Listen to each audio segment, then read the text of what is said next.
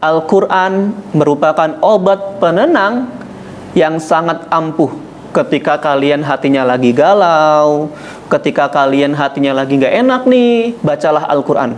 Karena di dalam Al-Quran ada obat yang membuat kalian tenang.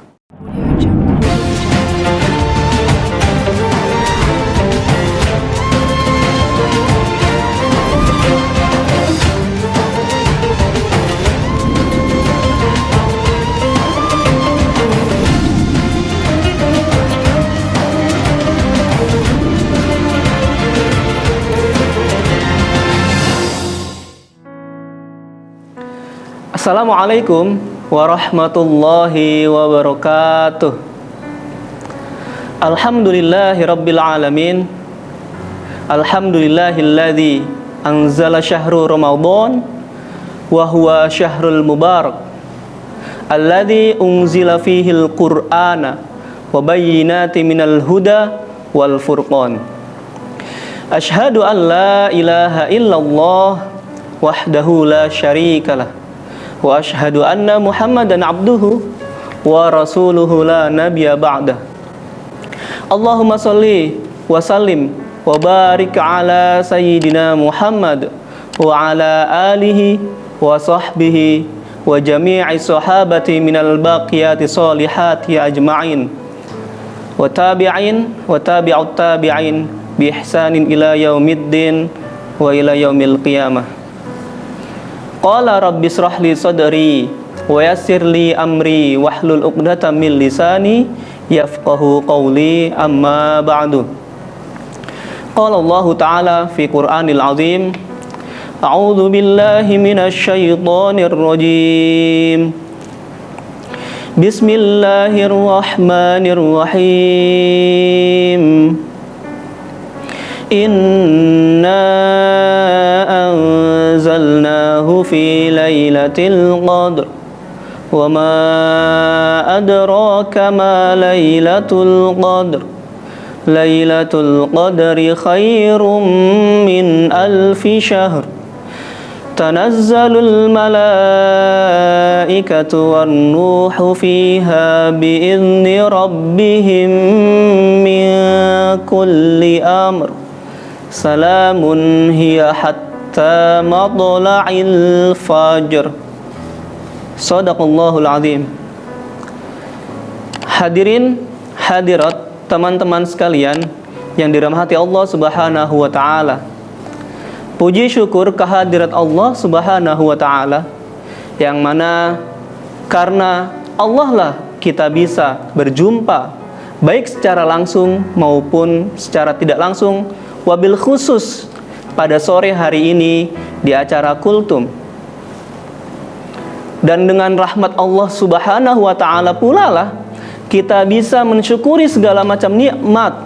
Nikmat iman, nikmat Islam, nikmat sehat walafiat, hingga pada puasa kesekian harinya, bahkan sudah melewati setengah bulan dari puasa ini, kita masih mendapatkan umur, masih mendapatkan kenikmatan yang alhamdulillah tiada terkira.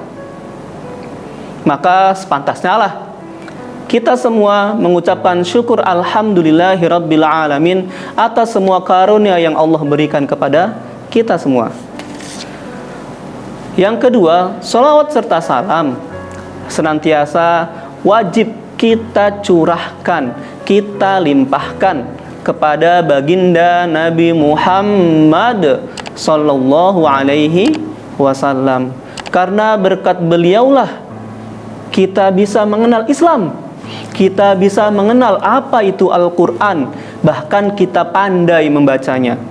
Syukur-syukur kita bisa mengamalkan nilai-nilai yang ada di dalam Al-Quran tersebut. Karena berkat beliau pula lah kita bisa berpaling dari zaman jahiliyah menuju zaman yang terang benderang saat ini, yaitu zaman Islamiyah. Semoga iman dan ketakwaan kita selalu berada di hati kita dan tidak tergeser oleh apapun. Nah, pada sore hari ini, teman-teman tahu tidak saya akan membahas apa? Insya Allah saya akan membahas tema mengenal dan memahami Al-Quran sebagai kitab umat Muslim. Nah, dengar kata Al-Quran ini gak asing buat kita, apalagi sebagai siswa dan siswi di Yayasan Tiara Aksara. Di Yayasan Lembaga Islam Tiara Aksara, progres Quran itu sangat menjadi acuan. Selain pelajaran BTQ, ada juga pelajaran tahfidz yang menjadi nilai plus di Yayasan Lembaga Islam Tiara Aksara. Kita juga ketahui pada pertama kali kultum yang dibicarakan oleh Bapak Bintang Garda Nusantara, beliau mengatakan bahwa salah satu keistimewaan bulan Ramadan yaitu turunnya Al-Quran. Nah, alhamdulillah nih, kalian tahu tidak, Al-Quran itu menurut ulama kapan sih diturunkan? Al-Quran itu diturunkan pada malam ke-17 bulan Ramadan.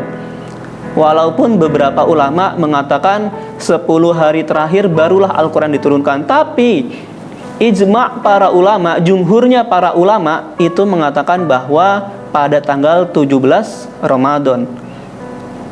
Sekarang kira-kira puasa yang keberapa nih? Ayo, pada tahu nggak? Sekarang sudah lewat di tanggal 17 Ramadan. Alhamdulillah, kita akan memasuki fase yang terakhir dari 10 hari terakhir bulan Ramadan, yaitu pembebasan neraka. Jika kita bisa berpuasa dengan khidmat, dengan khusyuk, insya Allah malam Lailatul Qadar, malam keistimewaan Al-Quran yang ada di situ akan kita dapatkan. Tapi ngomong-ngomong tentang Al-Quran, kita harus kenal nih sama Al-Quran. Kita harus paham nih, apa sih itu Al-Quran? Nah, pada sore hari ini saya akan membahasnya. Yang pertama, di dalam Al-Quran adalah konten yang tidak ada tanggal kadaluarsanya. Masya Allah, ini ajaibnya Al-Quran. Dari zaman Nabi Muhammad diturunkan Al-Quran sampai ila yaumil qiyamah, sampai hari kiamat nanti, Al-Quran, konten di dalam Al-Quran itu tidak ada kadaluarsanya.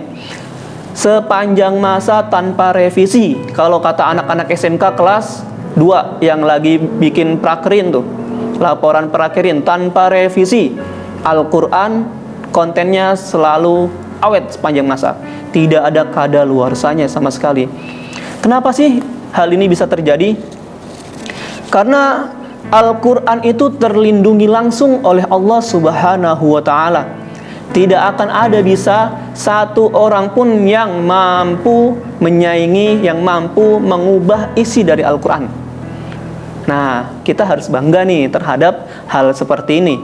Allah Subhanahu wa Ta'ala berfirman dalam surat Al-Hijr ayat 9, A'udzu billahi minasyaitonir rajim. Bismillahirrahmanirrahim. Inna nahnu nazzalna dzikra wa inna lahu lahafidun. Sesungguhnya kamilah yang menurunkan Al-Quran, dan sesungguhnya kami jugalah yang benar-benar memelihara Al-Quran tersebut. Ini janji dari Allah langsung bahwa Al-Quran mau kapanpun gak bakalan bisa direvisi oleh segelintir orang yang membenci Al-Quran. Karena apa? Ketika Al-Quran dibukukan, teman-teman semua, ketika Al-Quran dibukukan, itu ada tim pentashih Al-Quran, tim yang ngoreksi nih, kira-kira Al-Quran ini udah lolos cetakan atau belum? Kira-kira Al-Quran ini udah tidak ada yang salah atau belum? Kalau sudah sesuai semua, baru diedarkan ke masyarakat. Pernah kejadian Al-Quran ini ada yang salah cetak. Konon sih katanya Al-Quran ini bukan cetakan dari orang Muslim. Langsung ketahuan bahwa di situ ada surat tambahan yang isinya sangat jauh dari Islam. Na'udzubillah summa na'udzubillah. Nah, itu yang pertama. Al-Quran kontennya itu tanpa kadaluarsa, nggak ada revisi-revisian, nggak ada cetakan-cetakan yang salah, karena banyak pentashih Quran. Yang kedua, Al-Quran itu terjaga dari kontradiksi. Kontradiksi itu apa sih, Pak? Kontradiksi itu satu dengan yang lainnya saling bertentangan. Yang satu bilang A, yang satu bilang B. Yang satu nyuruh A, yang satu nyuruh B. Nah, di Al-Quran tidak ada ayat-ayat yang kontradiksi. Ayat satu dengan ayat yang lainnya itu saling berkaitan. Bila yang satu ini dilarang meminum khamar, maka yang satu lagi dilarang untuk memakan daging babi. Dan itu saling berkaitan. Tidak ada yang bertentangan sama sekali di dalam Al-Quran. Inilah hebatnya Al-Quran. Allah menurunkan Al-Quran kepada umat pilihan, yaitu umat Muslim. Lalu yang ketiga, konten di dalam Al-Quran. Kalau tadi konten di dalam Al-Quran itu tidak kadaluarsa, yang nomor 3 ini konten di dalam Al-Quran itu mudah dihafalkan. Nah, alhamdulillahirabbil alamin, tahfidzul Quran yang berada di Yayasan Lembaga Islam Tiara Aksara itu sangat bagus. Setiap jenjang di Tiara Aksara, alhamdulillah, itu mencetak generasi-generasi pencetak penghafal Quran. Karena generasi penghafal Quran inilah yang akan menyelamatkan Al-Quran ila yaumil qiyamah, tadi saya katakan, sampai hari kiamat tiba. Karena generasi Quran inilah yang akan membawakan mahkota kepada kedua orang tua teman-teman hadirin hadirat sekalian. Allah langsung bilang di dalam Al-Quran, A'udzubillahi minasyaitonirrajim, Bismillahirrahmanirrahim. Walaqad yassarnal Qur'ana lidzikri. Sesungguhnya kami telah mudahkan Al-Quran untuk sebuah pelajaran. Nah, menghafal Quran itu adalah sesuatu yang sangat mudah. Selama ada tekad, selama ada kemauan yang kuat di dalam hati, maka Al-Quran mampu kita hafalkan. Dengan kita hafal Al-Quran, alhamdulillah, insya Allah kita bisa menyelamatkan generasi-generasi muda dari hal-hal yang tidak wajar, yang sewenang-wenang. Apalagi sekarang, kata Nabi, akhir zaman, zamannya akhir. Na'udzubillah jika ada orang-orang yang mampu merusak Al-Quran. Makanya dari itu kita bisa dengan cara menghafalkan Al-Quran sebagai pelajaran. Teman-teman sekalian, hadirin hadirat rahimakumullah, jika tadi yang pertama konten Al-Quran itu tidak kadaluarsa, yang kedua terjaga dari hal-hal yang berlawanan, lalu yang ketiga mudah dihafalkan, di dalam Al-Quran pula yang nomor 4 adalah bahasa Al-Quran tidak dapat ditiru oleh bahasa manapun. Nah, yang nomor 4 tadi, kita bisa melihat bahkan Allah Subhanahu wa Ta'ala langsung menantang siapapun, andaikan dia bisa menciptakan satu ayat aja yang bisa melawan keajaiban dari Al-Quran. A'udzubillahi minasyaitonirrajim. Bismillahirrahmanirrahim. Wa in kuntum fi raibim mimma nazzalna ala abdina fa'tu bisuratin min mithlih wada'u syuhada'akum min dunillahi in kuntum shadiqin. Dan jika kamu, kata Allah, dan jika kamu tetap dalam keraguan tentang Al-Quran, fa'tu bisuratim mim mithlih, maka fa'tu bisuratim mim mithlih, buatkanlah satu surat aja yang mim mithlih, yang setara, tidak yang lebih dari Al-Quran, tapi yang setara dari Al-Quran. Buatkanlah satu aja yang bisa menyamai Al-Quran. Lalu kata Allah, wada'u syuhada'akum min dunillahi in kuntum shadiqin.